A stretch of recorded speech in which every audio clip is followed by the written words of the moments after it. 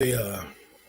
What up, what up, what up, sports fans all over the world? It is your boy Mac, the Giants fan. I'm here with my guys, the Horsemen, Zion Zenith, Adam Costas, and y'all know always with us in spirit, NYG, Jeffy T.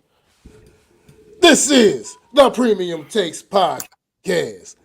Let's go.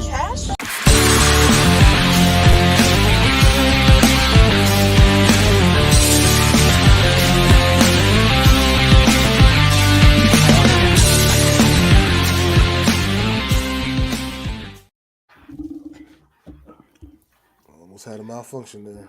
I saw that, man. I was like, a remix! A remix! Love it.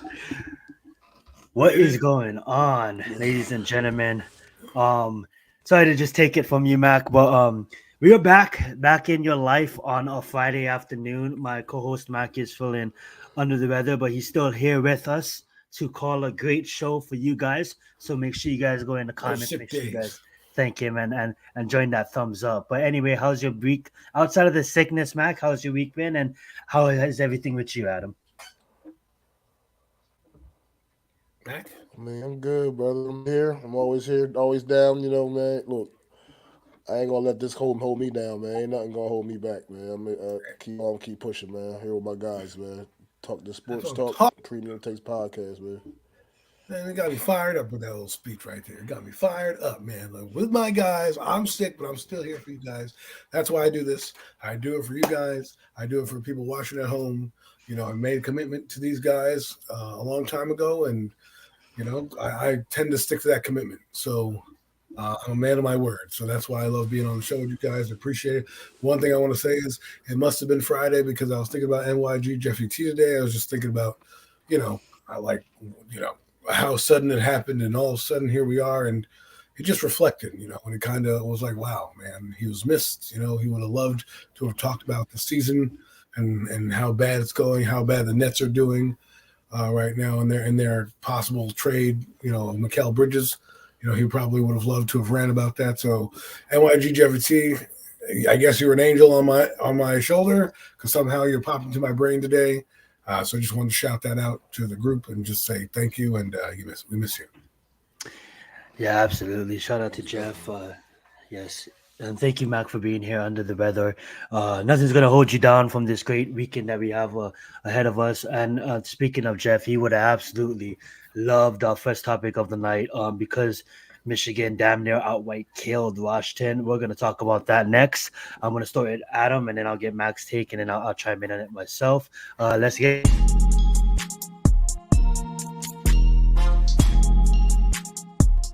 Alrighty, so we got Michigan Wolverines outright destroying the Washington Huskies. Adam, what was your thoughts on this game, and was this the outcome you thought was going to happen? I did expect the outcome. I expect Michigan to win. It was kind of how I figured it would be close for a little bit. Washington would hang in there. They were that good of a team.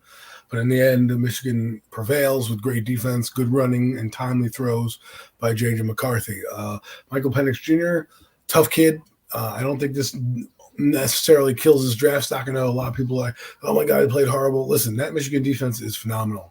This is one of the best in the nation. It's probably one of the best in the history of NCAA football. That's how good it is. It's that they have 13 guys leaving to the NFL this year. So when we talk about a stacked defense, that was it. And they brought pressure from everywhere. And they didn't have to bring it with a blitz all the time. They brought it with their front four, and they kind of confused Washington, which led to less big plays because you had 7 or 8 guys back. Now, Michael Pennix was affected by the rush, but there were still some throws that were out there, and Dunze misses one wide open, could have walked in for a touchdown, drops that pass. I kind of blame him for shortening the route, not necessarily where Pennix threw it, because Pennix looked like he was throwing it to a spot, and Dunze kind of went up a little higher than it needed to be and made that a harder catch. But, overall, this is what I expected. You had 2 quarterbacks who should be coming out. We'll find out if J.J. McCarthy comes out tomorrow. I'm really hoping he does. I do think that this – I think what people miss in this game, they're looking at his stats and saying the last 8 or 9 games he only threw for like 900 yards. Well, when you have a run game that ran for 200 yards in this game and damn near runs for 200 yards every game, you're not asked to throw that much. But when he does make plays, and he did in this game. And that's why he probably should come out. He probably will end up being a top 10 pick if he does. For Michael Pennix Jr., like I said, great game. Not a great game for him, but it showed enough for me that hey, you met a great defense. You know what I mean? Like, things happen. Well, next time maybe it'll be a different outcome. But you kept swinging. He kept fighting. He took a beating, and he stood in there. So I was really happy to see that. That's one of the traits you look for: toughness out of your quarterback, and he was very tough against that defense. I would say this, though: Washington's defense is terrible. They could not stop a nosebleed, and I feel terrible because when you have that offense with what Washington was doing all season, they were doing track meet style. If you think of the 2006 Indianapolis Colts, where they get up on you so much that you have to pass, and all they have to do is rush the passer, right? That's how you take away the run game against teams like that. Well, that didn't work against a heavily run team. The Michigan offensive line just ran it down their throats, and it was really tough for Washington. But that's all I have basically on that, Zion. I loved it. Great take. Mac, I know you're not a big fan of college football, but you do dabble in when it gets to this time of the year. Your thoughts on this whole game and how it played out? I mean, I definitely expected Michigan to get the W. I kind of just thought Michigan's been kind of, sniffing, getting real close the last couple of years, and they finally were able to just kick that door in this season.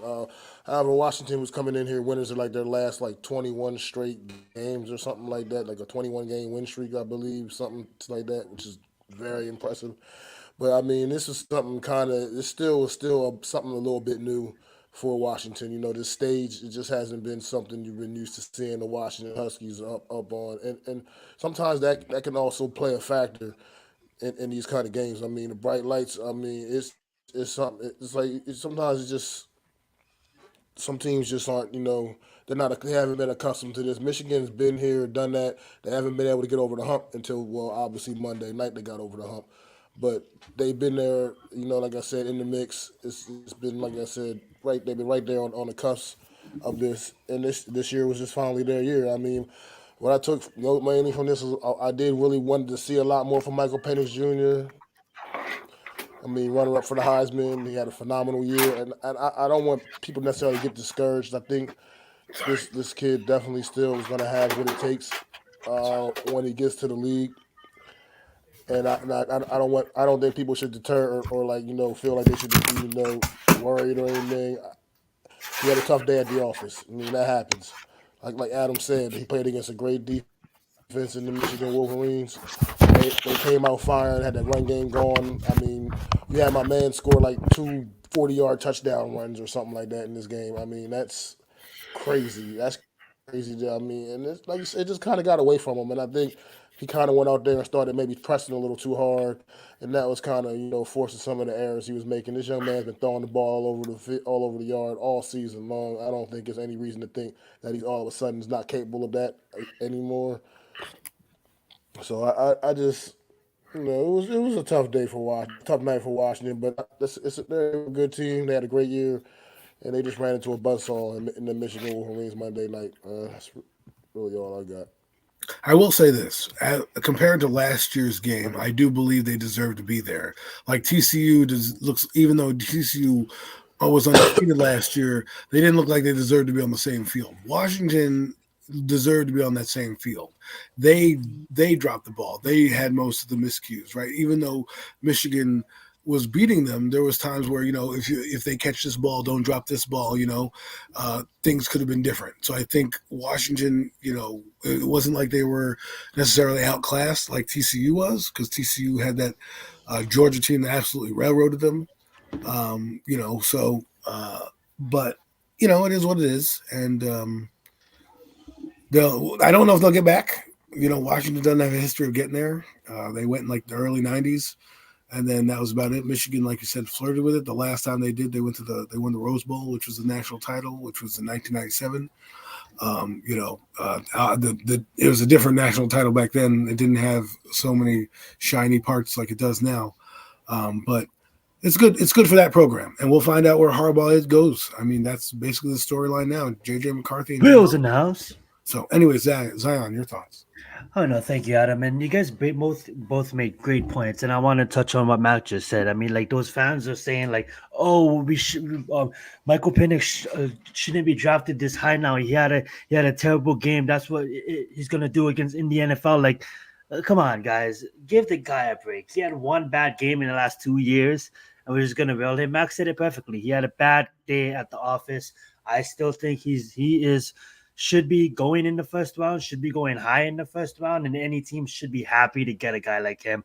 We get it. What happened? Adam explained it perfectly. I'm not going to spend too much time on it, but I do believe that it wasn't as of a TCU to Georgia level, but Michigan did show that they were hungry for one, and they really did. They really did come and they really did outclass Washington in several areas, which I kind of thought they was going to do, but not to the extent that they did it at with. I'm happy that they was able to get the victory. I'm happy that Horbold was able to get one in college.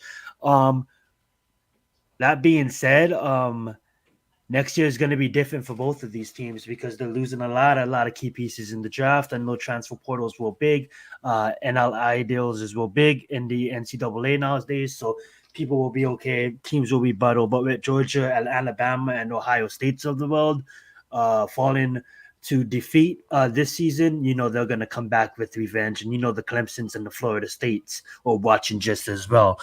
So that being said, it is going to be hard for both of these teams to come back. And Adam said it perfectly. We're going to wait for the news for JJ because if Michigan news JJ, I know it's the next man up, and they certainly have quarterbacks there to do the job. But when you're losing, I would say 1/3 of your defense to the NFL this upcoming year. I could be wrong. You can check my numbers on that. But just to say, a lot of key pieces are going to be playing on Sundays, and we'll see what happens with that. Any final thoughts on this game before we move on, guys? Alrighty. No, I'm done. None? That's Good. it. Good. So we have a lot of coaching spots available in the NFL, guys, and it starts with we're gonna put two takes together and we're gonna answer it together, right? So I added this take in here, and it is basically gonna be called the end of an era. So I want you guys, if you guys want to, you guys don't have to, give your thoughts on three coaches that great dynasties in its own right that came to the end, and then we can also touch on after that Are we can those also past or touch present? on it's going to be three coaches that you're going to see on screen right now with the graphic. And then we're going to talk about a coach that just got hired at one of those spots. And then we'll get into some open spots available. So let's get it. We're going to call this segment the end of the era for now. And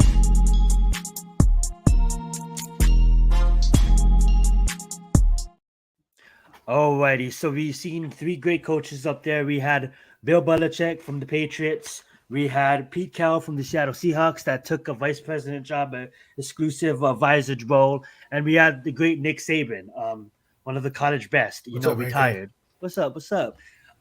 So what's you guys' thoughts? What's you guys' thoughts on that? And what's up, AK? Appreciate you being here tonight. You guys can take all three. You guys can take whatever one you guys want, whatever you want to talk. Why don't we start at Mac if you want to say a few words first? Well, obviously, I mean, Bill Belichick. What more can you say? I mean, 24 years in New England, 6 Super Bowl rings, 9 Super Bowl appearances. I mean, you got to be hard pressed to find anybody with a better resume than that. I mean, he's just been he's pretty much the goat all time coaches. I mean, granted, he's still a few wins short of Don Shula's record of Don Shula's mark for all time wins. But at the end of the day, I think Don Shula would have traded some of those wins for some of those titles Bill Belichick got as well. I mean, Belichick's legacy goes back, goes back far. I mean, we know what we used to do with the Giants back in the '80s. Defensive coordinator, what he did to that with that team, some of the great players that he helped mold and shape in that era, and then he takes over the New England Patriots. Man, I mean, his first couple of head coaching jobs were actually pretty rough. Man, Cleveland Browns, New York Jets. It was some pretty rough stops for him, man. But then he got to New England, man. He ends up finding this guy named Tom Brady in the 6th round, and the rest is history right there, Yes, man. he I mean, did. Bill Belichick, man, he's just been It's been phenomenal, man. Watching this man work on the sidelines. Even though he's been like as tight-lipped as he is, and personality might be a little bit off-putting to some people, some folks. But at the end of the day, this man was about his business, and he got results, and they just speak for themselves, man. And then as far as like a Pete Carroll goes, man, another guy, energetic, the oldest coach in the league. He Well, was was the oldest coach in 71. the league. That's right. And that man is jumping up and down on the sidelines, just as much energy as the 20-year-olds he's coaching, man. So Pete Carroll's also had a great run in Seattle, man. Got them to a Super Bowl title. Could have been two, had he been been a little bit smarter with the play calling down there Should have been too. on the one. That's very But true, facts. at the end of the day, but at the end of the day, Pete Carroll was another great talent, great coach on that sideline for many, many years in Seattle, man. Really did his thing. He really brought that organization back to prominence. They had, through most of the 80s and 90s growing up, when I was growing up, that was one of those teams that was just an afterthought. People didn't really know much about Seattle because they didn't need to know much about them. They were pretty much one of the worst teams in the league for many, many years. Pete Carroll was a big part of turning that organization around. I mean, I know Michael Holmgren had it, for a little bit there and had them in the Super Bowl as well. But at the end of the day, Pete Carroll really, really turned that organization around and made them a consistent contender year in and year out. I mean, look what he did for Geno Smith the last couple of years. I mean, Geno Smith was an afterthought in this league, and he turned Geno Smith into a Pro Bowl quarterback. So, I mean, it's just phenomenal things you can say about Pete Carroll as well. Then Nick Saban, man, look, we know about his little stint in the NFL. That's nothing to remember about. And that's like the scar on his legacy, I suppose. But what he did in college, man, Alabama, what he did at where the hell was he at before LSU? Was he at LSU before Alabama? Yeah, like it was just another legend, man. I mean, all the national championships, just consistently dominant programs he was leading, man. And Nick Saban just an all-time great too as well, man. I mean, it's crazy that you lose three coaches of that caliber all in the same week. All these guys stepping down, man. And like you said, time for a new era, man. And those big shoes to fill. We'll be talking about the New England Patriots incumbent now in a few minutes, but I'll let you say whatever you got to say, Adam. Well, that was fantastic how you went about it, Mac. I'm going to take a different approach and go down memory lane a little bit. And to me, Bill Belichick is interesting because if you're a Giant fan, he's a part of you, right? As he's come up through the ranks, and growing as a coach, he won his first Super Bowl. His game plan's in the Hall of Fame. And you're like, wow. So you've always known about Bill Belichick and always probably flirted with him coming here, right? Then he goes on to be a Cleveland Browns head coach. Probably should have been the team that won the Super Bowl, but got fired a couple years too early. And then they build that team up, right? He goes to the Jets again with Bill Parcells, stays for like a half a second with the Jets, and then goes to the Patriots and gets that job. And it's kind of interesting to think because in my, young fanhood at the time, I was new to the game really in 1995 is when I started. So just really started watching. So, 2000, 2001, when everything's going down, the Patriots, 9/11, all this stuff's happening. Here comes Bill Belichick. And he really kind of changed up the game because when we saw it, the last couple teams were finesse in the Super Bowl, the greatest show on turf, right? No one thought they could stop him. Well, guess what? Bill Belichick's game plan was hit these guys in the mouth. And that's what they did. And Tom Brady was more of a manager than what he was then. And then you fast forward to now, 24 years later, you're like, wow, what an era. That's something you don't see unless you're like in the 70s and the 80s when you had guys like Tom Landry and, Hank Stram and the Pittsburgh coach, Chuck Noll, right?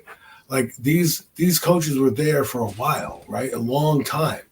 And here you got Bill Belichick, who's did them all. Don Shula, they've been at their particular organizations for a very long time, right?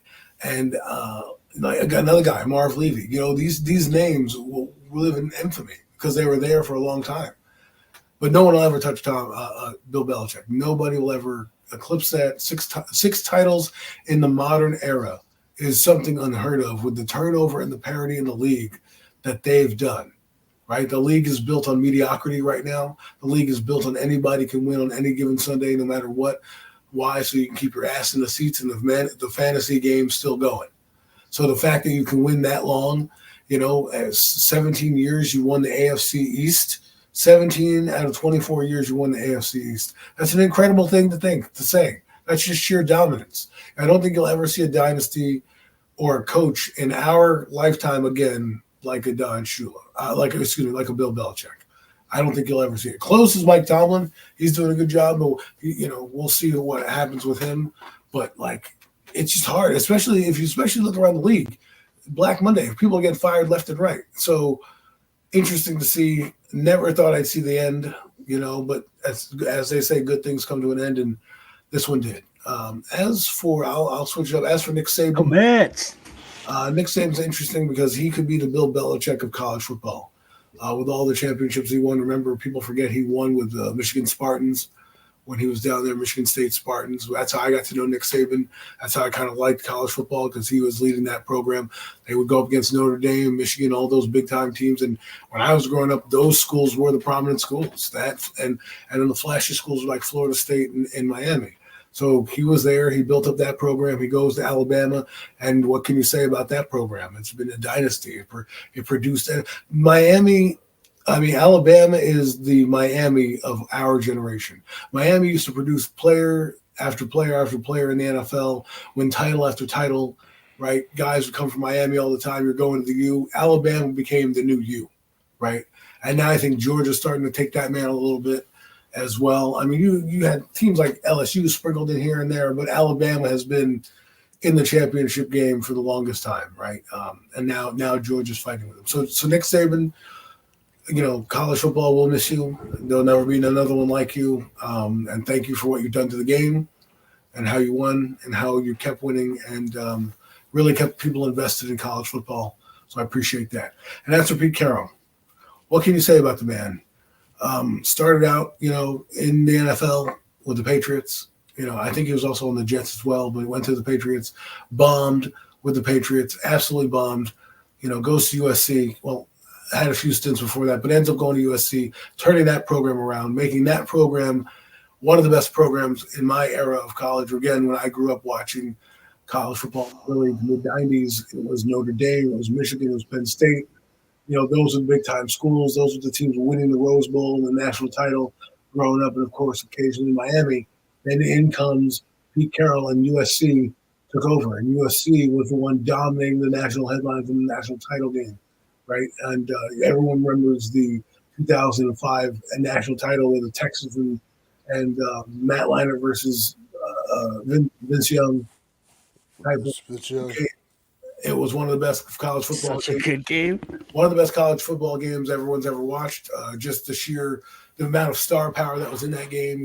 Lendell White, Reggie Bush, Matt Leinart.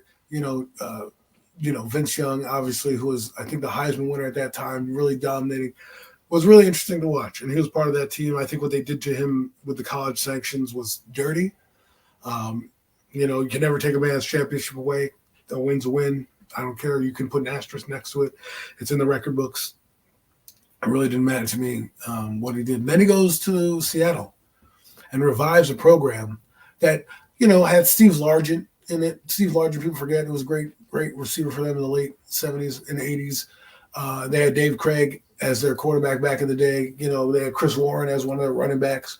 Mike Holmgren actually coached the team. He kind of built a mini foundation of bringing that back. Pete Carroll kind of took that and ran with it, right? He came in there, like I said, probably, I think around, I would say, 2008, 2009, around there.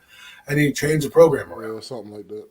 Right? And he wasn't afraid to make hard choices. They get Matt Flynn. They pay him $65 million to have some kid out of Nebraska named, Russell Wilson. And they said, you know what? I'm going to risk my career on this kid here. Here you go. He's outplayed Matt Flynn, and away you go. He built one of the best defenses we've ever seen. When your defense gets a nickname, you're a good defense. Legion of Boom, he's a part of that. He has one coaching gaffe that he'll always forget, and that was not giving the ball to Marshawn Lynch for his second title. He should have 2 Super Bowl wins. He should be one of only few coaches in the NFL to have 2 Super Bowl titles. He got a little cocky, he got a little arrogant, and he didn't, for whatever reason. Ask Marshawn Lynch why he didn't get the football. He'll tell you a better story than I could. But that's the one blemish that Pete Carroll has, and I will miss him. He was a guy that no matter how bad his team was competitive. He turned that team around this year. I don't think he deserved to be fired, but hey, eras come to an end, times change, people have to move on. I love it. That was some great takes from both of you guys, and I love it because of the fact that I'm not even going to go on and say what you guys just said because you guys hit it right on the nail. I'm just going to say what them coaches meant for the football fans. You heard it in both of my co-host voices, from Nick Saban, one of the best college coach we'll see for a while, to Bill Belichick, one of the best NFL coaches we'll see for a while, and into Pete Carroll. I remember Pete Carroll. Adam said it. I'm going to touch on this when I was a little kid, and just going in front of the TV and seeing USC and becoming a USC fan because of the headlines and because how dominant he was. Not little do I know that was Pete Carroll. And then when he goes into Seattle Seahawks, like Adam said, in 2009, 2010 season, and he revitalizes that program. It's good to see. That guy is 71 and he's still watching his press conference. These are coaches that us as NFL fans, we're going to take the time and we're going to watch their press conferences and we're going to see their speeches when it comes down to the Hall of Fame because what they meant to the game of football as a whole, in a known universe. You know what I'm saying? They will be in the Hall of Fame, both of them. Yeah, absolutely. All three, technically. All three. And it's sad. It's sad, but it's at least the College Football Hall of Fame. At least the college. It's sad, but it's great knowing that they ran out on top. They ran out respectable, right? They ran out. They're always going to be respectable. They're always going to be respected, but they didn't drag it on. Like they didn't drag it on. Like Bill Belichick, he probably wanted to coach, but they probably had a good meeting with Mr. Kraft, and he probably be like, "Yo, on top. There's nothing left to prove." Adam said it perfectly. A dynasty.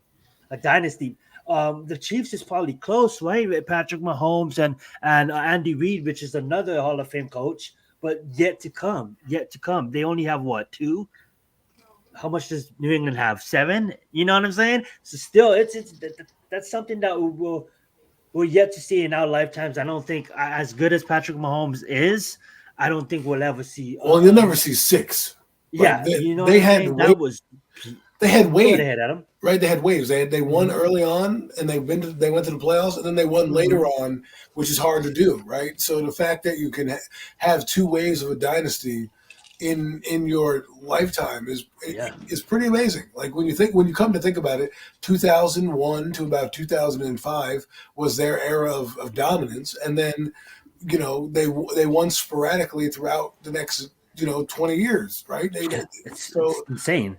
It's like a Madden franchise. You know what I'm saying? It's like someone's controlling the Madden. Right. They were always in the mix. Always. Yeah. It's beautiful. They were always favorites every year to win the Super Bowl. And, they had to be usurped by Peyton Mannings and all those type of quarterbacks that would come through. Eli Manning, right?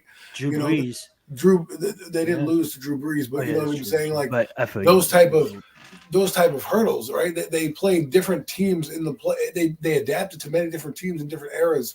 Their games came down to the wire. Every single game was down to the wire. It wasn't like they got blown out. They were always, no matter if they stole signs or not, it doesn't matter to me because you know what about, and I'll say this about the Spygate or Bountygate or whatever the fuck gate it was. If you're not stealing signs, what are you doing? Because I know for a fact that when I was playing football, we ran the same play 10 times. Stop us. I don't care. We don't care what you know. We're still going to run it. We're going to line up and kick your ass. That's what we're going to do. And the Giants, whether they were cheating or not, they lined up and kicked their ass. And the fact that they have 3 losses out of 6 times being there, it's pretty amazing when you think about it. It's super amazing, and it's even more amazing that we can say that we had two of those three. Not to rub it in, but shout out. It's not about that. Shout out to Bill Belichick. Shout out to Nick Saban. Shout out to Pete Carroll. I know we have a few left in college, or a few left in the NFL, in like Mike Tomlinson and the Harbaugh, John and homie, like I just said his name, I can't believe Kansas City, mofo. But that being said, Andy Reid. But that being said, there's no one like Bill Belichick in the National Football League, and Pete Carroll is definitely high on that list. Let's move on though. We're gonna talk about open Kansas City available jobs in the NFL. But someone just took a job. I know Mac shouted us out on the group chat. I want to talk about it. I personally don't know too much about this guy. It was before my time, but I know Mac and Adam wants to get in on him. So let's talk about coaching jobs available in the NFL, starting with this guy who just got hired from the New England Patriots.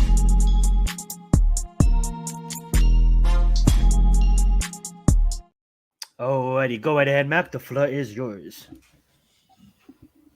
Well, first of all, congratulations, Jared Mayo, getting his first head coaching opportunity in the league for a team that he once was a great linebacker for. Jared Mayo was definitely a great linebacker in his playing days, and he's been a good assistant coach. He's been a good assistant coach over the last several years now, and now he's finally getting his opportunity. I'd say it's kind of tough following a legend like this. I mean, it's some big shoes to fill. I mean, but at the end of the day, I guess the New England Patriots front office or people or whatever felt like this was the guy for the job, felt like he was up to the task.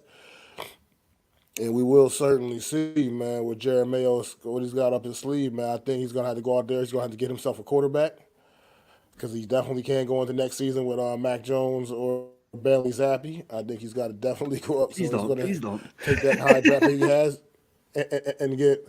and get one of these guys, man, and kind of see if he can start his own era, man. Like, look, things that, like Adam said, that Bill Belichick did, you can't expect that to be duplicated. I mean, that's just not. You get something like that maybe once a lifetime. You're not getting it again. So Right. can't have those kind of expectations. You can't have those kind of 20 years. expectations. But you do wish That's only the last 20 minutes. you do wish this you do wish Jared Mayo the best.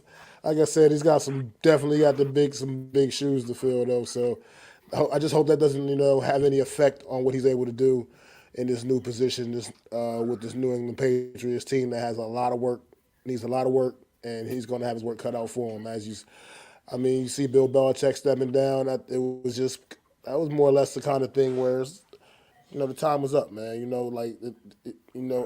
All great things do eventually come to an end, and that's how it was with Bill Belichick. I mean, he's going. Hopefully, I think they feel like they're putting this team in good hands with Jared Mayo leading the way. So we'll find out, man. I mean, we'll see. He's been, like I said, he's made quite a name for himself as an assistant coach over the last several years, and he definitely was a great player in his playing days. So, just good luck to the guy, man. Well, Jared Mayo, congratulations. I want to say this, which is kind of interesting because I think Jared Mayo kind of brought it to my attention more so than it's been in a while, and that's a lot more of these players are getting jobs now, right? Before it was a rarity to see too many players, ex-players as coaches. You had like really Mike Vrabel and not many others, right? And now you've got Dan Campbell, you have D'Amico Ryans, you have Mike Vrabel, you have Jared Mayo, right? These are ex-players, and I could be missing a few around the league, but that is kind of interesting to see. Dan Campbell was part of my day. Antonio Pierce, there's another one.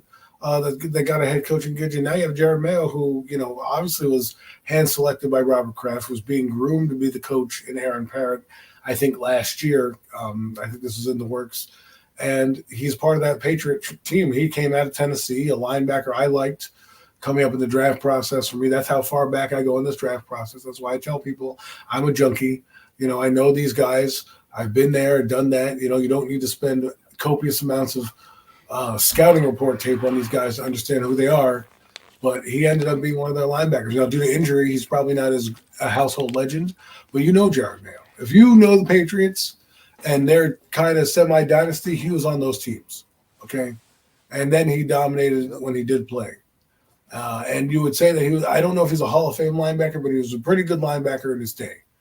And again, to come up the ranks like he did and now to coach for a team, we'll see what he does. We'll see if he can be a leader among men. He was when he played, and you see how that's working with Antonio Pierce. And I think the reason why it works for these guys, like a Dan Campbell and Antonio Pierce, is that they're not centric on one side of the football, and they can basically do what you need to do as a coach, and that's motivate your guys to do what you need to do, right? I think what people lose out on coaches is, are you a great play caller?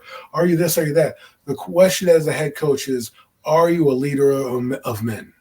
Okay? And then that trickles down to your quarterback, because your quarterback is basically your coach on the field. So are you a leader of men? And then how can you convey that message to players? And sometimes being a player like Jared Mayo, it's an easier parallel or an easier connection because they've been there. And he's been there, and he can show the rings, and he knows what to do, and I'm sure he's going to be himself. I hope he doesn't try to be Bill Belichick. I hope he just is the first Jared Mayo, and we get to see all of him. And I wish him good luck. I want to know who his GM is. I don't know who that is. It's probably got to get somebody for that, or maybe they're appointing somebody, and they might get a quarterback. And this is the type of team I can see a Michael Pennix Jr. going to, a guy who kind of is ready-made, who can kind of come in, and you put some pieces around him, and he could be a leader for you right out the gate.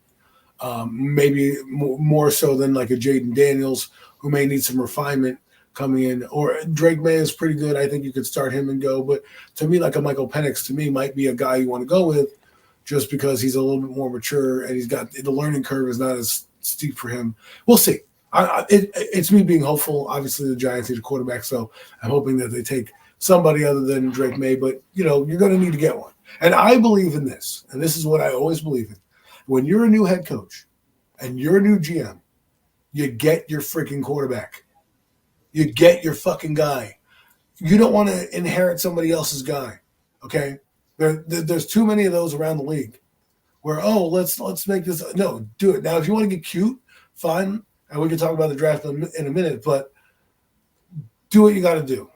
Get somebody, whether that's Russell Wilson, whether that's Michael Pennix Jr., whoever it is. And whatever your plan is for that guy, enact it. The problem I will say about this, and this will be my last point when we move on, is I hope he gets a chance with the Patriots to develop, right? Don't fire him after 2 years. Let the program go. Let it manifest itself. No one gets to learn anything. I think a coach needs 4 years. I really do. To really see if his plan is going to work, right? And if he gets his guy, you extend that plan. So that's all I have to really say. Again, congratulations, Jared Mayo. Absolutely love them takes, guys. Great job. What I want to touch on is a few things that Adam said. I didn't watch him growing up. Obviously, he's an older player. I don't think most of us did. I could be wrong. But that being said, guys, I do love what Adam said in the point of ex-players that become coaching. I think as the ability to listen to someone and when you're tired and when you're out and you have someone breaking and some players respond to that, some players can overcome that, but some players don't. Some players need to look at someone and be like, you know what? You played the game I played and you was pretty efficient at it. And it's always like knowing that he's been through that makes me want to like if my boss at work is telling me to do something and knowing that he worked his ass off and he did it and we didn't just hire him off the streets and he came in and tried to bust me around. Like I love that about coaches that was ex-players, and I think more players should become coaching because I think I know it kind of got stale and that marriage kind of got stale, but I was kind of shocked to see the Titans get rid of Mike Vrabel because I honestly think he was a good coach. You know what I'm saying? You look at Dan Campbell now and you gave him time and look what happens. And that's my next point is you got to give these coaches time. And Adam brought that up too. We don't want to see him come in and then they had a dynasty for 17 years and all of a sudden expect him to win immediately. He needs to build out his team. I'm a sole believer of the GM and him needs to get their quarterback. Michael Penix is a great example that Adam brought up. And that being said, like I'm just a fan of that. I'm a fan of players becoming coaching and becoming good coaching because they've been there and they know how to lead man and they know how to talk to these players because they've been there in those hot days, in those practice days that you don't want to. They have fun on Sundays. They get paid to practice. Okay, they're just playing football on Sundays. We're getting paid to show up to practice, and they don't. Some of them don't like it, and I wouldn't too in those hot days. You know what I'm saying? So that being said, when you have a coach in front of you that been there, that done that, I love that. And then also to give these coaches some times. I hate of these NFL teams that keep on picking in the top 5 because they don't give their coaches time, don't give their quarterbacks time. Speaking of a quarterback we gave time to, I don't want to get into that. But that being said, let's move on. Don't want to drag my point on. Let's talk about any other job opportunities that you can see. Coaches fill in any other jobs. I know we had a couple available. I'm gonna let Adam probably start this one off. I know, obviously, Mayo. Congratulations on him for taking that New England job. Did you confirm? Was it confirmed yet that Antonio Pierce is either interviewing? I don't know if he got the job yet, but we'll see what happens when it comes down to that for Oakland. We had Mike Kafka, obviously accept the interview to go interview for the Titans. That's honestly as far as my depth goes into these coaches. But if you guys please have any news of what coaches you want to see, I know Los Angeles Chargers is a good fit. But some of these teams, Oakland, why do I keep calling them Oakland? Las Vegas Raiders is a good fit for some of these teams, but I'm talking too long, so I'm going to open it up to you guys. Well, I think what is happening is they're waiting for Jim Harbaugh. I think that's the first domino to drop. Whatever he does, you'll see more activity. Right now, a lot of teams are waiting for the playoffs also to get done because guys like Nick Sirianni may be fired, Mike McCarthy, who knows? There's going to be some good coaches on the market. Regardless, it's going to be, I'm telling you right now, it's going to be, I feel bad the Giants aren't in the coaching market this year because there are a lot of guys I would love to have brought here or bring here now. I mean, next year we might be in the coaching market and it's going to be slim pickings at that point. But my point is, you got Dan Quinn with the Cowboys. He's rumored to the Seattle Seahawks as well as, LA. You have Harbaugh. He's got, there's rumors for him with the Vegas and with the Chargers and things like that. So, Vrabel's now a coach that is probably going to move on somewhere where I don't know. I wouldn't be surprised if he's on the Eagles. I thought he was a shoo-in for the Patriot job, but they had already made their plan with Jerry Mayo. I think he is too good of a coach for him to not be on the sidelines next year. So, if I were him, I'd try to go to LA, say, hey, get me up there. They have a great defense. I have a freaking quarterback that I can play with. A lot of stuff happening. I mean, there's, Panthers, I wouldn't touch that with a 10-foot pole. I'm sure someone's going to take the job, but to me, I wouldn't want to go there. It's just a dumpster fire over there. Philadelphia, the only reason I would be worried and leery of Philadelphia is this guy brought you to a Super Bowl 3 years later. He's already being kicked out. That's not the first time they've done that with not only Super Bowl coaches, but head coaches in general there. They kind of recycle quickly. There's a lot of turmoil going on over there. Mike McCarthy's interesting because who knows what Bill Belichick can do. Jerry Jones, he likes to throw the bag at people. And I can easily see him trying to get a big fish if Mike McCarthy doesn't. Screw you, Mike. I got Bill Belichick. I'm gonna give him Dak Prescott and go win another fucking Super Bowl. See ya. But I think he'll have a landing spot if he does get cut. I think there's a lot of good coaches out there for a lot of these teams that are going to be in the market. I know Ben Johnson of the Lions is getting an interview and is a hot commodity. I know some of the Eagles coordinators are hot commodities. I know the Giants are in the market for DC. Wink Martindale's going to be out there. I mean, there's a lot going on, and this is the first time I think this many coaches have been fired, and there's already 8 coaching vacancies. Apparently, there's going to probably be more by the end of this weekend, and there's going to be a lot of new coaches and legendary coaches like Sean Payton's in Denver. We're going to probably see Nick Sirianni, Vrabel, or somebody else in a different uniform next year, and it'll look odd, but they'll win. I see. Where Vrabel probably should go. I don't know if he will. If I'm Adam Peters and I'm the Commanders, I am calling up Mike Vrabel, and I'm going to say, listen, we want you because you are what Ron Rivera is not. Okay, Ron Rivera was supposed to be the guy that you knew, and he had been in Carolina. We want you. Build the program with you, and I think that would be a great. You know what? Time out. I'm done with this. I'm been listening on Wednesday, and I'm done with you trying to make the Commanders good. Like, just stop it, Adam. Just stop it. All right? Listen, I'm not making the Commanders good. The Commanders are making themselves good. True. Okay, It's you very know, true. with their ownership, Adam Peters is a good GM, and Adam's really a advisor for the Commanders fans. and now, yeah, you know, they're doing more things than the Giants are right now, so there's more to be excited about. Point is, and let me land this plane real quick, is that there's going to be a lot of coaching vacancies out there and a lot of great candidates to start organizations with. I'm telling you right now, I'm talking about the Commanders because they could turn it around real quick. People love their Adam Peters hire. Imagine if they go out and get Mike Vrabel. Imagine they go out and get Mike McCarthy. Imagine if they go out and get a Sirianni or guys of that ilk if they become available, you know. So I'm excited to see this offseason is going to be a huge one, not just for the Giants, but the entire NFL. And Mac, if you have anything else, I'll stop talking.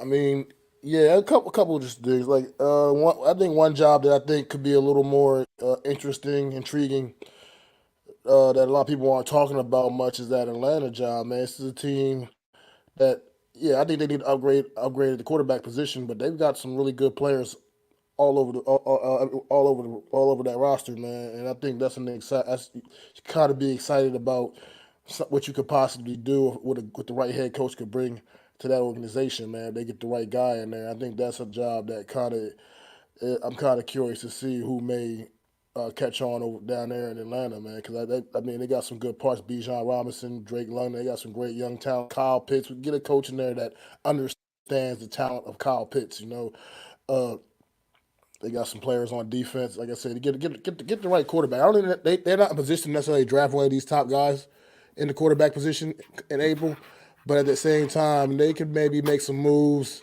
get somebody else in there, like just upgrade the position, man. In some Russell kind of way. Wilson? Russell Wilson's, like you said, the name Russell Wilson's out there. Who knows what the status of Justin Fields is going to be?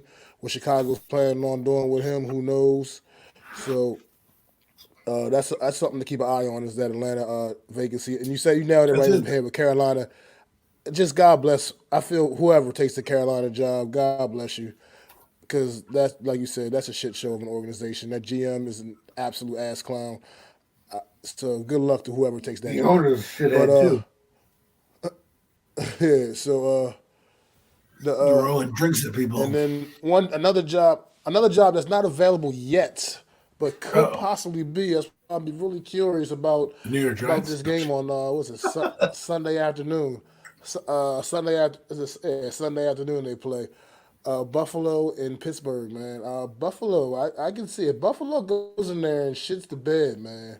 They're not If they shitting the bed drop on the Pittsburgh. ball on Sunday afternoon, It's a blizzard hey, out there. you never know what can happen. You never know what can happen, man. Buffalo Listen, goes out there and lays an egg, man. they're If in they can hit the Buffalo. card, I can see that position. I can see that coaching. I mean, look, it's the NFL and it's the playoffs. Anything can happen. Listen, And I we've want to seen say anything anything can happen. happen. And I thought you were we've seen anything happen.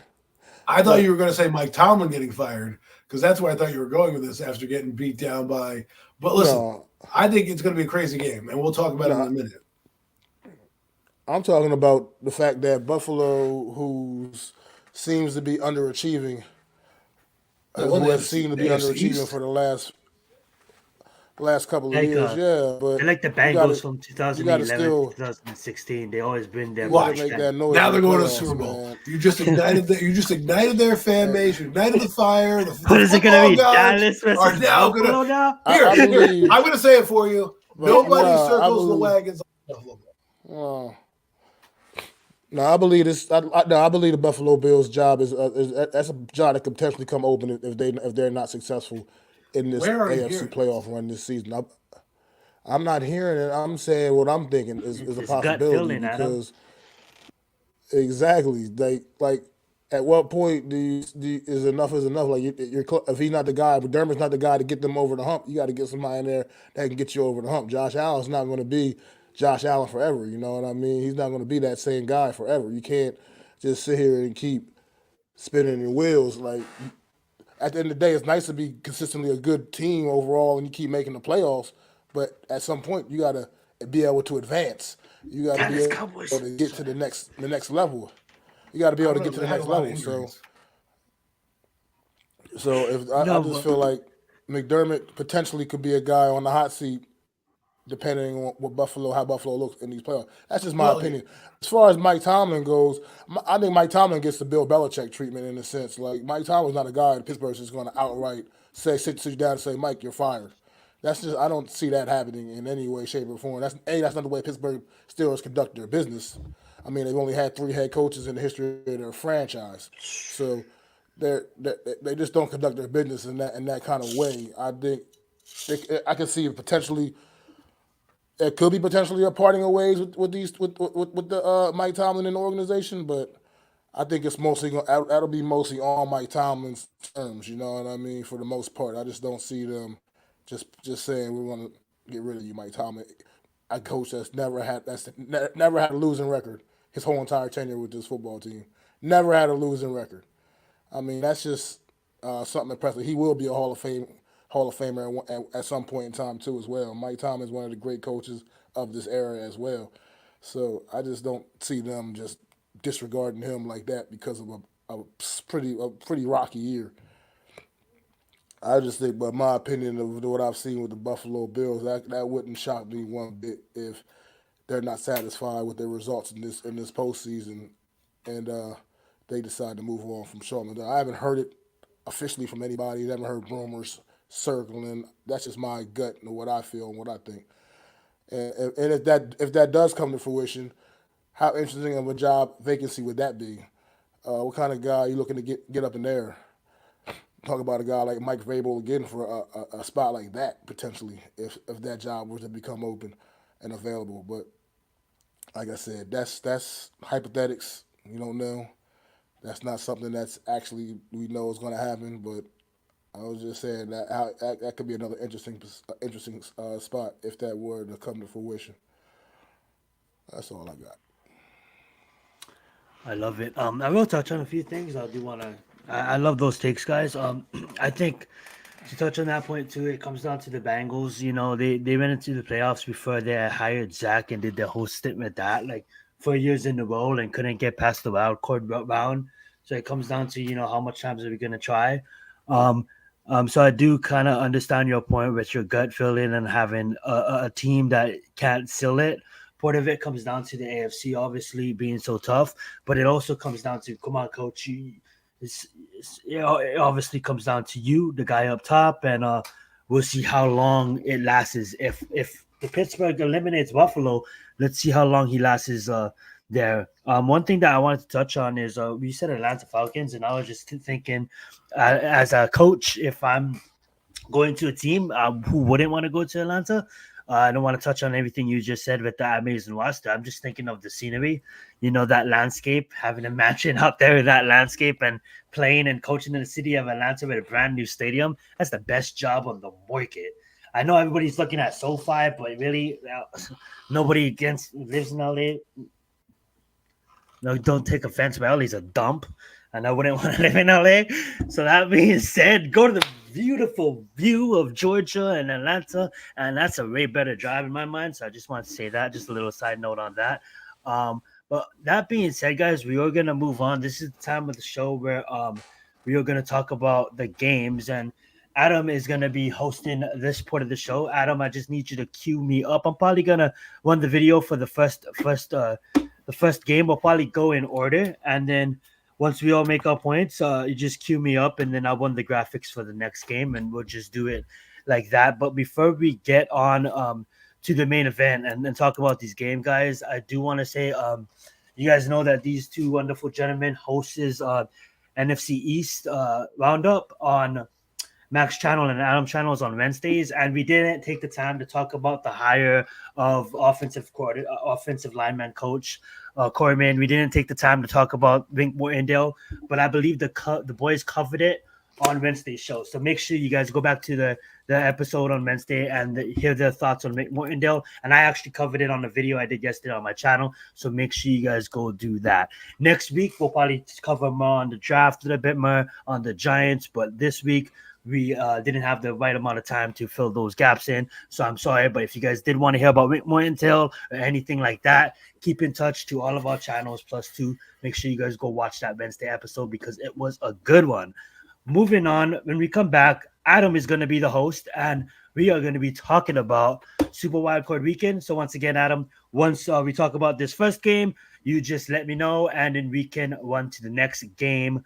That being said, though, one of these teams is going to be not playing in their home stadium this week, but actually might have a football game in their home stadium. So we'll see what happens when we come back after this, and we'll be talking about the first game on the Super Wildcard Weekend. Let's get it.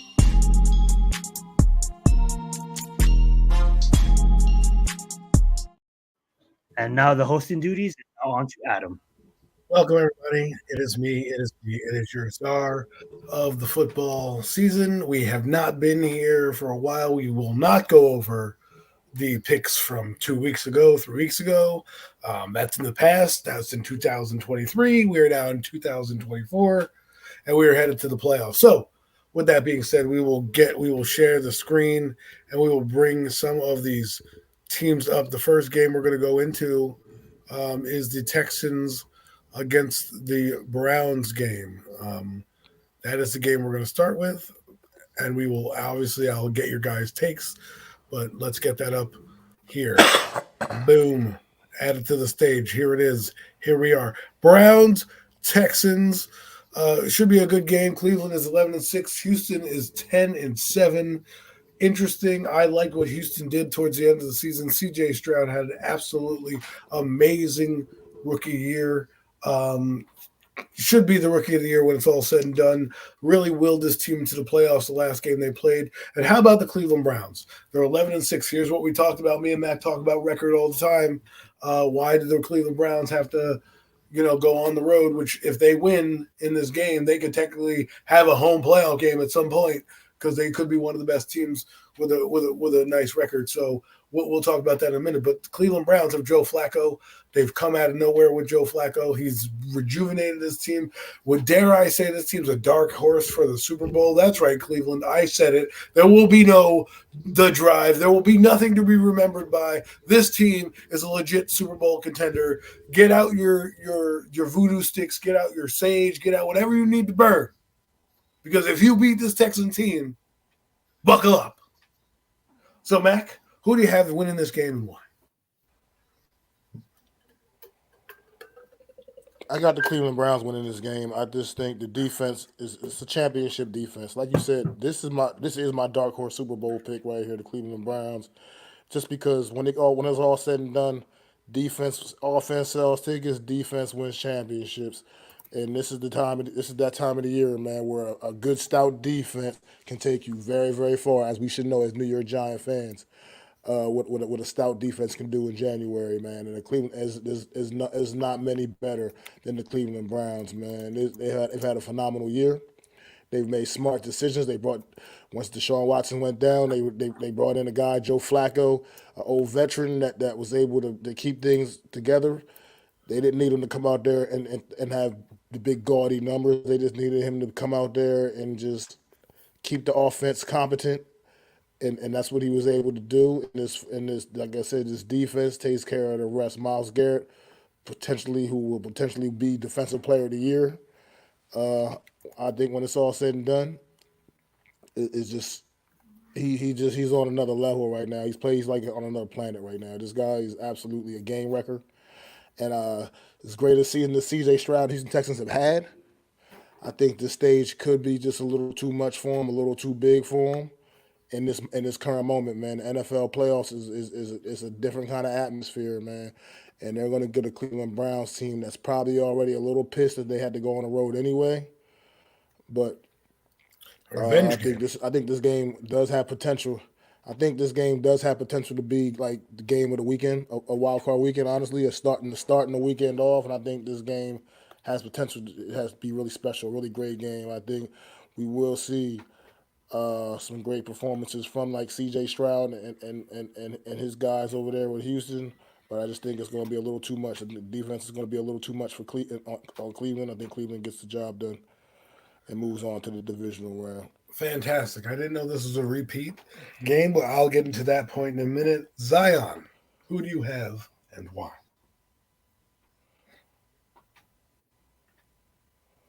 Zion. I'm muted. There you go. Shout out to CJ Stroud on an amazing season. I personally was down in him just a little bit because he did have one of the best wide receiving cores in college football, but he's shown to come in and produce with his receiving core with the Texans. Don't worry, CJ. He didn't like Dak Prescott either. Okay. I love that. Absolutely, man. To see him come back, turn on the TV, see a bomb to Nico Collins, 75-yard touchdown statement against the Colts to open that game up. And I'm like, wow. That was the first play of their drive. Like, that is just insane. But, dude, that magic does come to an end against a championship-level defense in the Cleveland Browns. Max did it perfectly. Miles Garrett, damn near legend in his own right. And the way he's able to get to that quarterback and damn near candidate for Defensive Player of the Year. Certainly all-pro for sure. But yeah, that defense is going to be too much. It's going to come down to probably, I don't see Cleveland pulling away. Maybe I'm not, I'm sorry, Joe Flacco, but you're a game manager. I don't really think, you can really, all it means he's going to go off, folks. He's going to go off. Long story short, it's going to be a close game, but I'm going to see at the end of the game, the Browns being the winner, maybe by a touchdown, unless something magical happens. But the Browns defense is going to hold it, and it's going to frustrate CJ. You're going to see CJ pretty frustrated out there, and that's the reason why. So the Browns defense, the Browns will win the game. Sorry for that long point that just said Browns. It's okay. It's great. I didn't really make a prediction either way. I kind of introduced the game. So I'll bring it home. First off, if you're a Cleveland Brown fan, I would run to your fantasy football, FanDuel or whatever is out there. There's so many DraftKings, and put money on Joe Flacco to go off because Zion, who cursed Dak Prescott, and that guy went off, cursed CJ Stroud, that guy went off, has just said that you are game manager Joe Flacco. So therein lies, meaning Joe Flacco, who's thrown for 300 yards the last few games, will probably have the game of his life on Sunday. So I'm going to take the Cleveland Browns because that Cleveland defense, I think Miles Garrett is too much. I think Jim Schwartz is going to have some new wrinkles. Remember, they played this team already in Texas. So there will be some familiarity. I think the game will be a little closer than it was the first time. However, I do still think that the Cleveland Browns have the two things that win you championships in the NFL: a strong run game and a freaking phenomenal defense and a game manager at quarterback. That's all you need when you got those two things rolling. Right, so that's why they're a dark horse team. I wouldn't be surprised if they end up playing the Ravens and AFC North slobber knocker for a chance to be in the Super Bowl. This Browns team is that good. I'm surprised they're in this time slot. I think they're gonna get a lot of ratings. I think this game is going to be pretty good, and it's a good thing to see the Cleveland Browns and the Houston Texans back in the playoffs. But I will be picking the Browns. Zion, you can move on to the next game. Let's get it.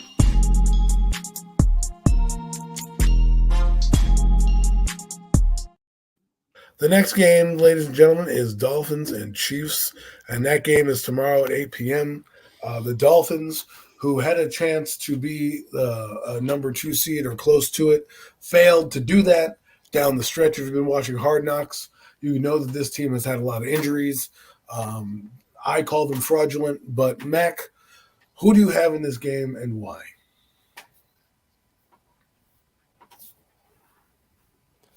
I'm going with Patty Mahomes and them Kansas City Chiefs, man. Look, I just think at home, it's going to be absolutely ridiculously freezing cold. I mean, we're taking you back to like the championship game in 2008, something with the Green Bay against the Giants. Like that is that kind of cold.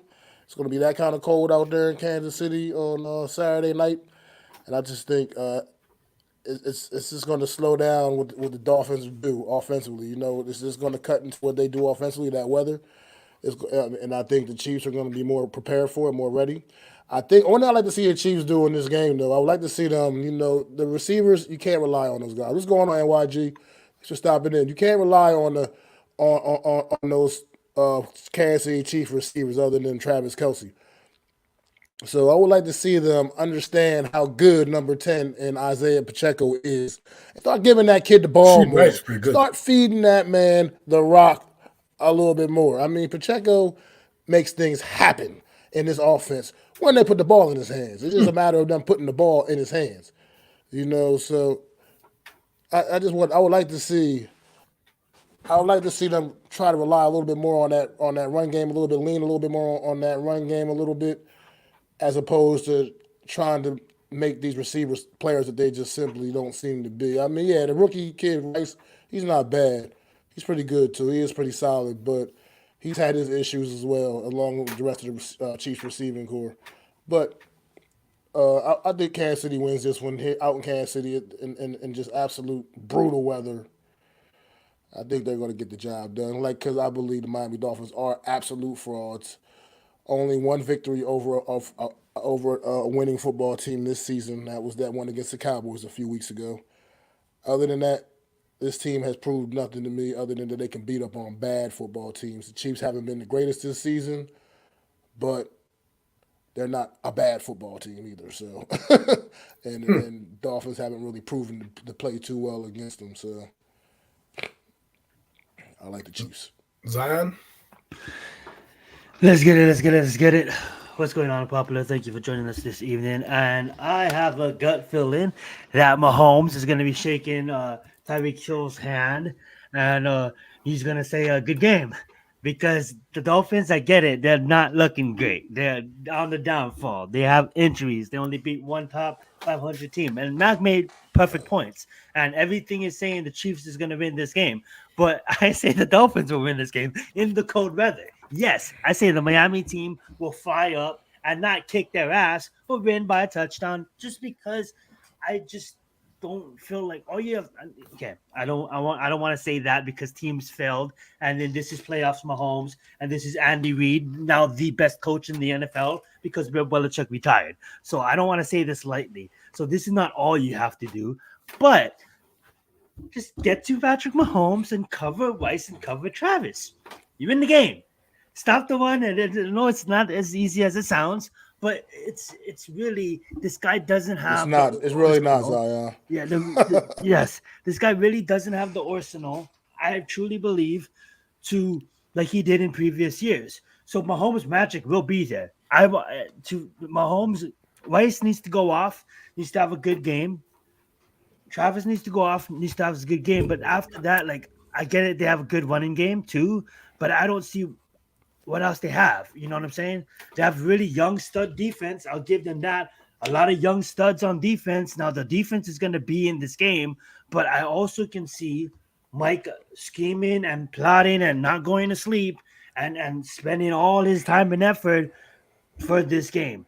But it's just if the players show up. That being said, I'm going to take the Dolphins. I'm going to go out on the nail. I'm going to take the Dolphins. I know everything is saying take the Chiefs, but I'm going to go take the Dolphins in the cold weather. What up, Cosmic AC? Thank you so much for being here tonight. Let's get it. That's a big WWE fan, and not talking about WWE so much tonight, but we will here in a second. Chiefs going to smoke Miami. They probably will. And what's Bookends in the house as well. Thank you for joining us, Bookends. Let's get it, though. Back to you, Adam. I think I am going to be on that island with you, the island of Dolphin relevancy, because the Kansas City Chiefs have been a Jekyll and Hyde team all year.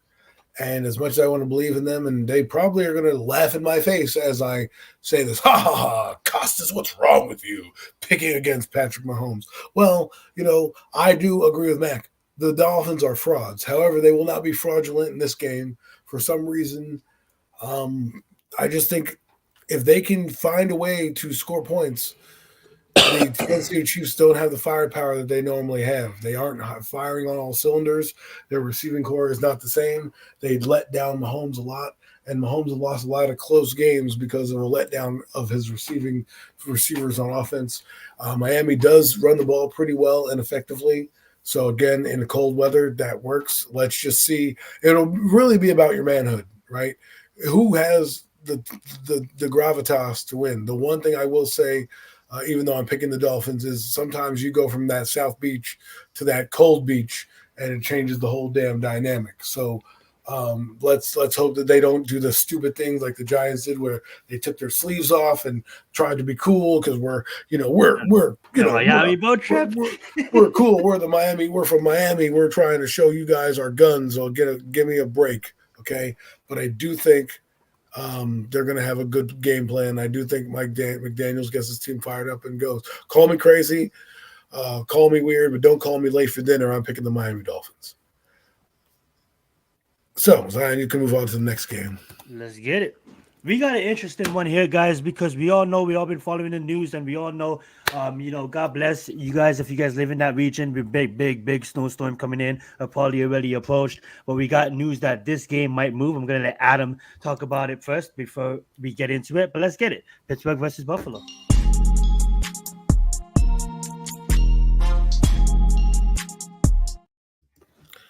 Ladies and gentlemen, Steelers, Buffalo, possibly at 1 p.m. on Sunday, depending on the snowstorm. This is everything that you want if you're the Buffalo Bills. You want snow. You want wind. You want people shoveling the damn stadium. Call me. If I was a Buffalo Bills fan, I'd be there right now digging them out. I want to play this game on Sunday. I almost did it for the Giants when they had their playoff game years ago and they needed guys to dig out. I said, I guess it was against, I think it might have been either Philadelphia or Minnesota, one of those two games. I was like, yeah, let me go down there. I will go dig out. I will do whatever it takes for that $15 an hour. With that being said, nobody circles the wagons like the Buffalo Bills, but I will let Zion go first as we let Mac the last two times. Zion, who are you picking and why?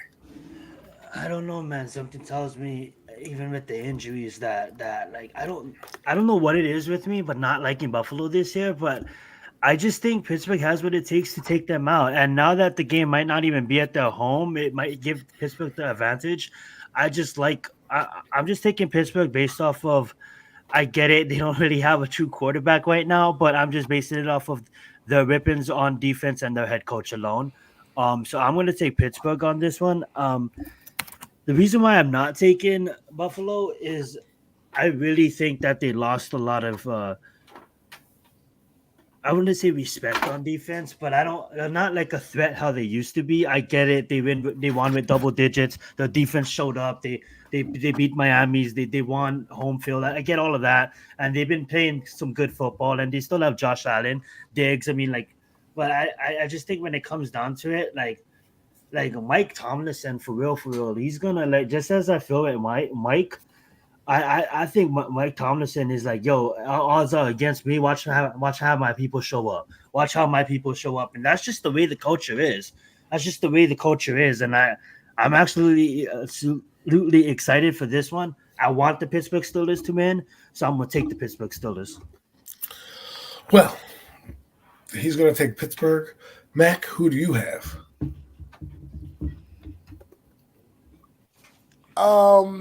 This is a tough one because this game, the weather is going to really compromise both of these football teams in this one.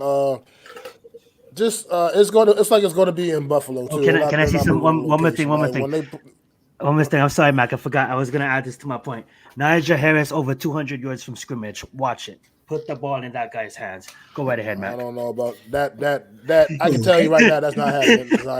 As a guy that's owned Najee Smith in my dynasty fantasy league for the last 3 years now, that's not going to happen. Okay? You're some scrimmage fast and one. He's not doing that. But yes, sir. He's gonna be like Derrick Henry, not in all one. He gonna get some passes. Go right ahead. I don't want to take up your point. What I will say is this game, the weather's going to compromise this game. Just the thought of when they initially presented the maybe potential idea of moving this game to Cleveland, the Buffalo faithful it was an uproar, man. They went absolutely ballistic. I mean, threats, all kinds of shit. I think I don't know if the league necessarily listened to that and said, you know what, okay, we keep this game in Buffalo no matter what. But this game is going to remain in Buffalo. It looks like, and the weather is going to be absolutely shitty.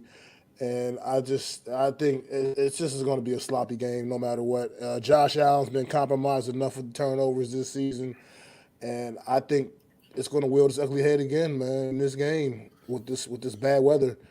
I get that they're at home. I understand they're at home. I know Pittsburgh's not necessarily the greatest of teams, but they kind of put things together the last couple of weeks to get to earn this playoff spot that they got, and I think they come in and pull the upset off, man. I just see it happening, man. It just seems like that's been that kind of year for the Buffalo Bills. They've had some really really lackluster performances against some of the leagues, against a lot of the teams in the league that aren't even that great. I mean, you saw what they did against our Giants. I mean, they got the win, yeah, sure, but not the way they should have. You know what I mean? Like all things considered, that game was far more competitive than it probably needed to be. And you've seen quite a few games like that with the Buffalo Bills, man. So all season long, I just think Pittsburgh pulls off an upset in what's going to be an ugly, ugly game. I think it's going to be low scoring. I think it's going to be one of those like it could be one of those like 13-10 kind of games. Something to that effect. I just don't even know. The kicking game may be seriously affected too with the winds supposed to be in the way they're supposed to expect it to be. So this game's gonna be seriously compromised the weather. So I look for not a very good football game here, and I just think Pittsburgh's gonna win an ugly one. Well, like I said before, and I will put you down for Pittsburgh because apparently nobody likes the Buffalo Bills, but I do.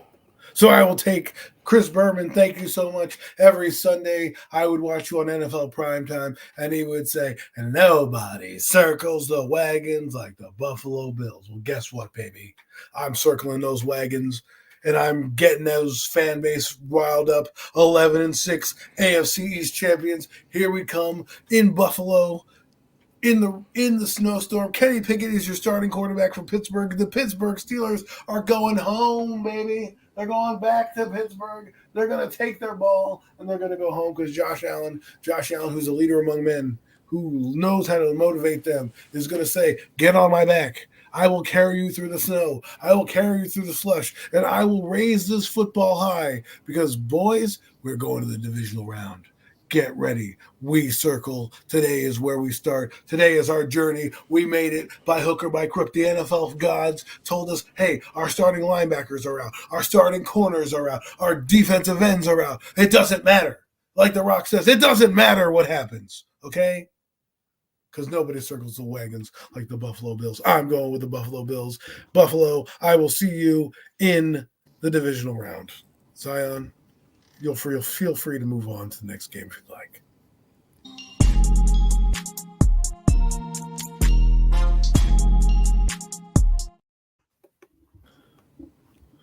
The next game on the docket, ladies and gentlemen, the 4:00 game, the Dallas Cowboys against the Green Bay Packers. A game that if you were growing up in the 90s or you were a young man in the 90s, this was one of those games. John Madden would probably be calling this game. He'd probably be telling you about Brett Favre and how crazy, and he plays the game like a little kid. And you'd have Troy Aikman and Emmitt Smith. There are so many storylines. What a renewed rivalry in the playoffs. It's good to see, not to mention recently with Aaron Rodgers and Dak Prescott. Now we have Dak Prescott and Jordan Love. I think this is going to be one of the best games of the weekend. But with that being said, I will let Mac have the floor. Mac, who do you have and why?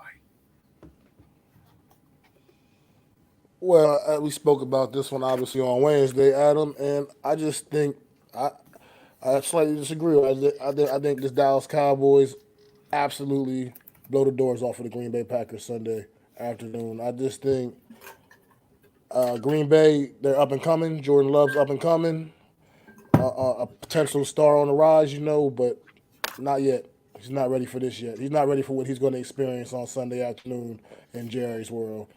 That defense is going to be coming after his ass, and they're going to get after it, man. And Get after his ass. Dallas has been doing the things Dallas has been doing offensively. CeeDee Lamb is just putting up unreal numbers. Dak Prescott putting up unreal numbers.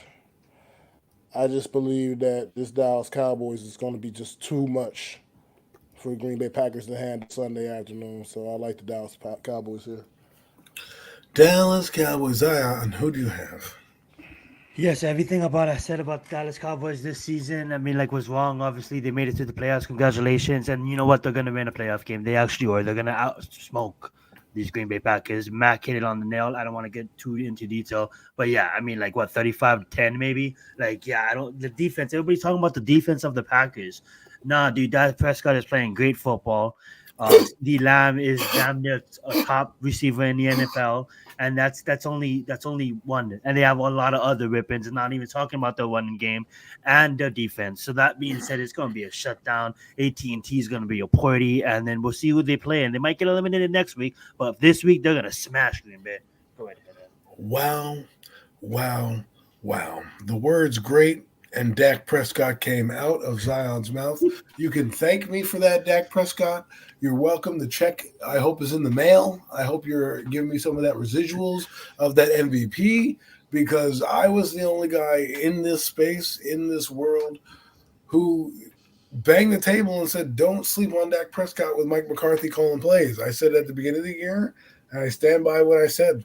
And here we are, 4,500 yards later, 36 touchdowns later. The guy is played at an MVP level. They are at home, which means, ladies and gentlemen, they probably will win because they've got some ridiculous record. I think they're like 15-0 at home. So I will be picking the Dallas Cowboys and the MVP of the league, Dak Prescott. What they do in the next round doesn't matter. They'll probably have another home game. So Dallas Cowboys have a chance to go. And I said at the beginning of the year, and not many people are going to hear me on this one. I picked the Dallas Cowboys to win the division last year.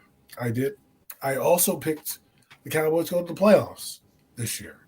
So I'm batting 2 for 2 with the Dallas Cowboys. Call me a Dallas Cowboy fan, I guess, because I am just winning it. But Zion, if you'd like, we can move on to the next game. But I'm picking the Dallas Cowboys. And let's get it.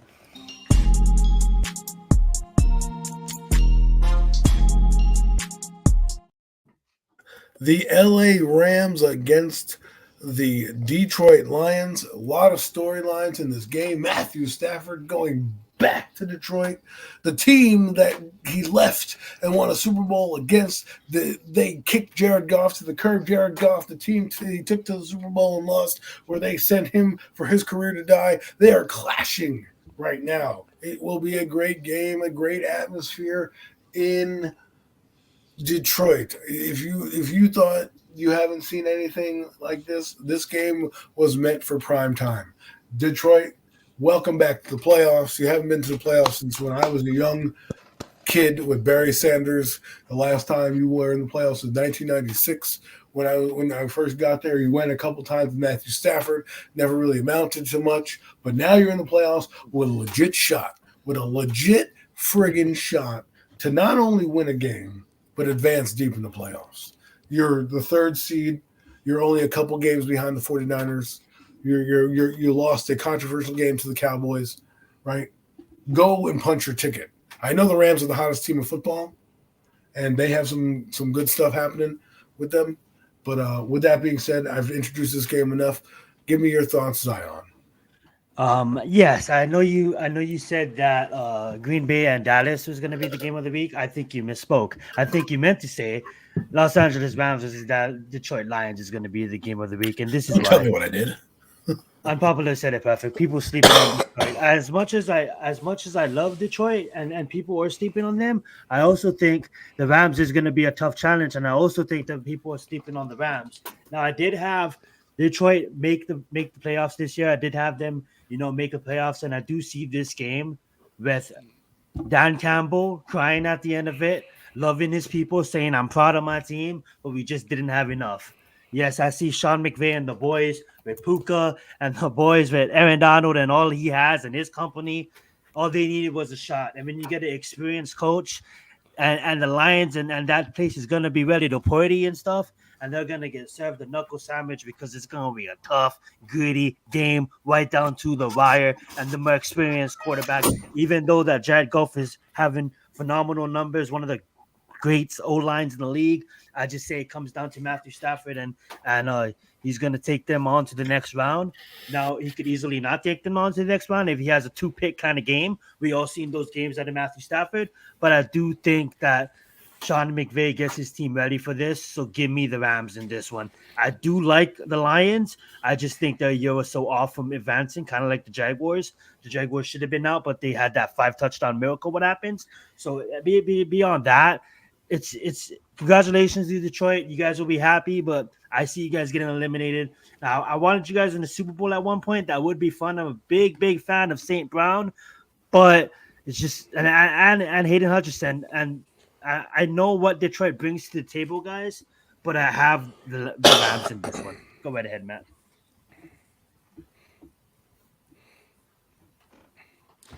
Mac? 313, baby. Stand up, man, for your Detroit Lions, man. The 313. Stand up for your Detroit Lions, bro. What are we Eminem from 8 It's been Mile? a long time.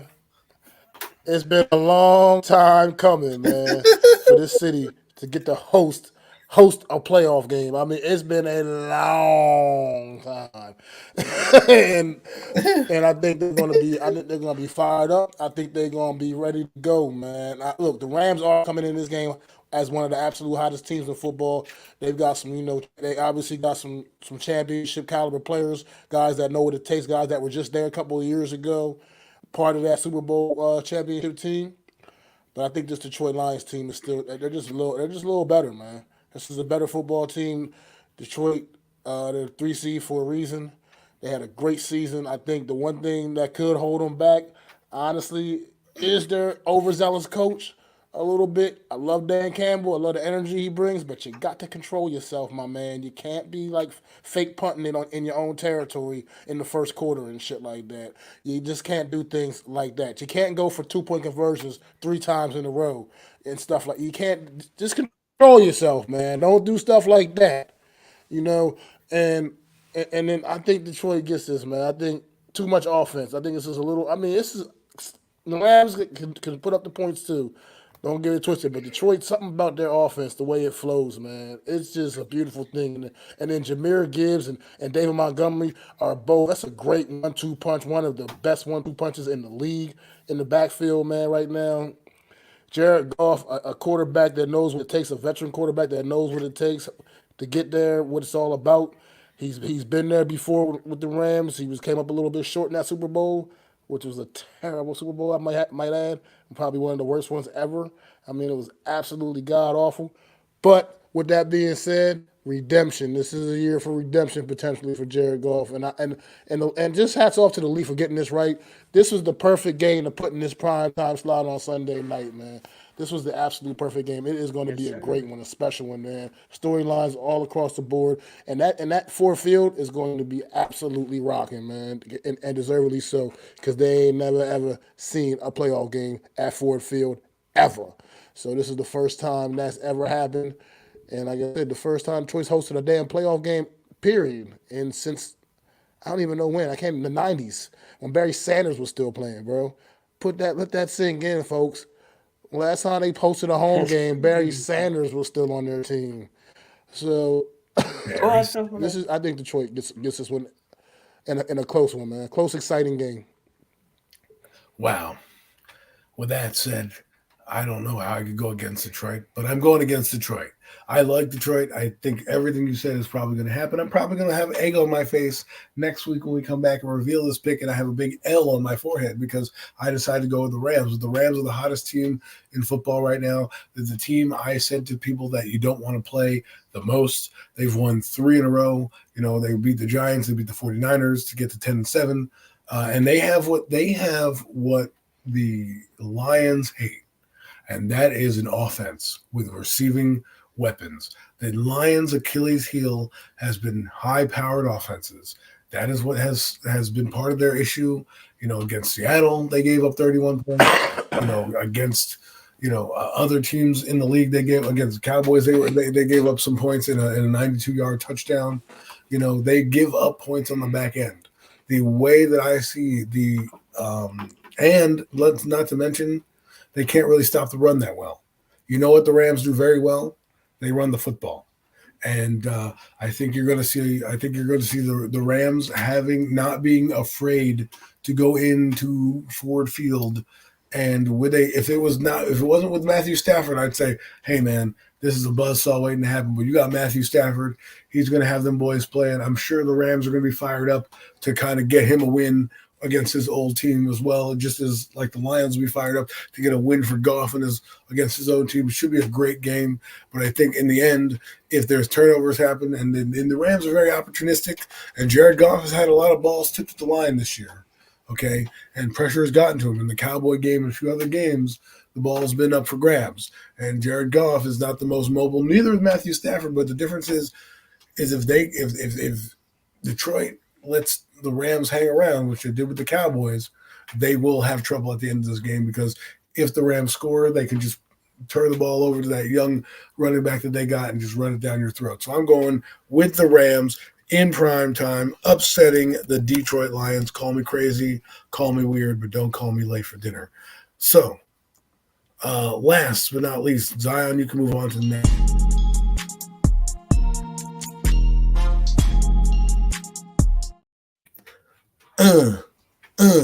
Oh, sorry, that beat's kind of hard, So, but anyways, next game that we have is the Philadelphia Eagles and the Tampa Bay Buccaneers. A battle of the Eagles. They went there in 2021. Jalen Hurts' first playoff game. They lost. And here they are against the Baker Mayfield-led Buccaneers who had a resurgence. At least their record is reversed from last year when they were 8-9. They actually have a semi-winning record in the playoffs. Again, me and Mac, we talk about this all the time. It should be a home game. In this case, it probably doesn't matter either way as for my results. But we have a game on Monday night. Should be fun. We'll start with you, Zion. I really don't have much to say on this team other than they're absolutely falling off of a cliff lately. I mean, we have we have we have NFL people saying that Tampa could come in and beat them, and I absolutely agree. And it's not even coming in because Tampa's going to be at home, so this is a team that has to fly to Tampa, even though they have the better record. We talked about that last week. But still, the Eagles are just everything is just going wrong. They're all banged up. I don't even know if Antonio Brown is Antonio Brown, but AJ Brown is ready to compete. He's probably going to be there, but he's going to be limited. He's not fully healthy. Jalen Hurts is not fully healthy. That defense can't. I mean, when you lose against the Giants, man, you've got beat against the Giants in every level of football. I'm taking the Tampa Bay Buccaneers. I get it. Yeah, you guys might come back and rebound in the playoffs and no. You don't get beat by the Giants and come back and rebound. Sorry, Giants fans. I'm taking the Tampa Bay Buccaneers. The Eagles are just broken at this point. Mac? Well, yes. I mean, Zion pretty much just said it, man. The Eagles are a broken football team. This is a football team that at one point in this season was 10-1. And yet here we are today, and now they're sitting at 11-6, losers of 5 of their last 6, getting absolutely embarrassed by the New York Giants of all teams in the season finale. This football team is absolutely just a complete shit show. The Philadelphia frauds, that's what they are, man. And Tampa Bay is a team that is, even though Tampa Bay's been a little wishy-washy the last couple of weeks themselves, only being able to dial up 9 on the carousel to close out the season. Tampa Bay has something that the Eagles just don't defend well, and that's a couple of great receivers, man. And the Eagles just don't do a good job against guys like that. Mike Evans, Chris Godwin, they're going to make it very tough on a not very good Eagles back end of that defense, man. It's just not, I mean, let's call it like it is. They're just not good back there, and they don't defend good receivers very well. Mike Evans, Chris Godwin, a couple of the best the league has to offer. Baker Mayfield really was something still to prove. Wants to continue to prove that he belongs here in this league, prove that he is a starting quarterback still. And I think he's going to go out there and get the job. I'm not going to necessarily say they're going to blow him out, but I think Tampa Bay Buccaneers do get the win here on Monday night against an Eagle team that is just they just need to be put out of their misery because this season has just been a nightmare, especially in particular the back half of the season for the Eagles. It's been a nightmare. So just put them out of their misery already. Well said. But I'm going to go with the Bucks as well. Baker Mayfield, 4,000 yards passing, 28 touchdowns, resurgence down in Tampa Bay, showing you why he was number one overall pick. Finally, a 4,000-yard season. He's going to get paid, ladies and gentlemen, because he's going to win a playoff. He's going to win his second playoff game, and he's going to look at that contract that's down in New York and go, that guy won one. I've won two. I beat an 11-6 team. He beat 11-6 team. I think I need to be paid, and he's going to have the Baker Mayfield swagger going on. I wouldn't be surprised to see progressive commercials all over the place that day because Baker Mayfield's going to be back. He's going to lead the Bucs to the divisional round. They will probably be headed to San Francisco, where they will get absolutely railroaded in the next round. But I have the Bucs. And that concludes your picks for the NFL playoffs. Wildcard Weekend. Ladies and gentlemen, I hope you enjoyed that segment as much as I enjoy presenting it to you. Giving the floor back to my man, Zion, to close the show out. Absolutely. Wonderful job, guys. And it's just before I give the hosting duties back over to Mike, to Mac. My bad, Mac. To close us out, I just want to thank all of you guys, for joining. Everybody from Reels to NFL Reality Check to Nomads.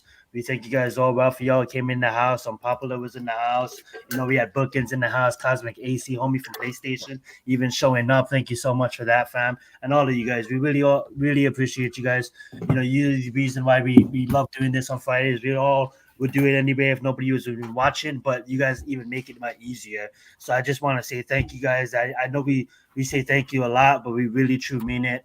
You guys really make this show a lot of fun to do on Fridays. And thank you also to my co-host Mac for showing up, even feeling under the weather, and Adam, great time doing the show with you guys. Always a pleasure. And then to our guy Jeff, always rest in peace, my man, flying with angels. And that being said, Mac, the hosting duties is returned back to you. Well, as Zion just said, thank everybody coming out, man. Once again, Friday night, hanging out with the Horsemen, man, for another edition of the Premium Takes podcast, man. Hope you all enjoy Super Wildcard Weekend. Should be an interesting one. It should be a fun one, man. It gets underway tomorrow with Houston and Cleveland kicking off the weekend. And I hope you guys all enjoy it. Appreciate you all. Once again, throw them fours up for our guy, NYG Jeffy T, man. He's always going to be right here with us. No one's taking that seat at the table, man. This has been another edition of the Premium Takes podcast. I'm Mac the Giants fan. That's Zion Zenith. That's Adam Costas, man. Pass.